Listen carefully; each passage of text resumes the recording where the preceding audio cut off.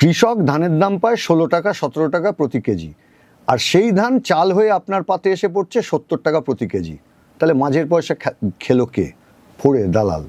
তাহলে মাঝখানে যদি আমি ফোড়ে দালালকে হটিয়ে এখানে কৃষি সমবায় তৈরি করতে পারি, তাহলে কৃষকও ন্যায্য দাম পাবে, যা সরকারের নির্ধারিত দাম 23 টাকা 30 পয়সা।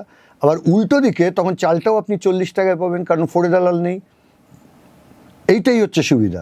বামফ্রন্ট শেষ যখন ছিল 9 টাকা সরকারি দাম ছিল, আপনি 13 টাকায় চাল পেতেন 2011 সালে। আর আজকে কৃষক পাচ্ছে 16 আর মানুষ পাচ্ছে 70 টাকায়। ফলে এটা আমি একটা উদাহরণ দিলাম। একই চেহারা শিক্ষায়, একই চেহারা কর্মসংস্থানে। একটা কলকারখানা হলো তো মানুষ কৃষিতে কাজ পাবে না, 100 দিনের কাজ 4 বছর ধরে বন্ধ, কলকারখানা হবে না, সরকারি লক্ষ লক্ষ পদ শূন্য। এই চলবে বাংলায়? পাল্টাতে হবে না? পাল্টাতেই হবে বাংলাকে। তা নইলে এ রাজ্য আমরা রক্ষা করতে পারবো না।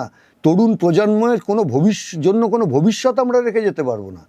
এই জন্যেই আমরা বলছি বামপন্থার পুনরুত্থান মানে অন্ধকার থেকে আলোর দিকে যাত্রা।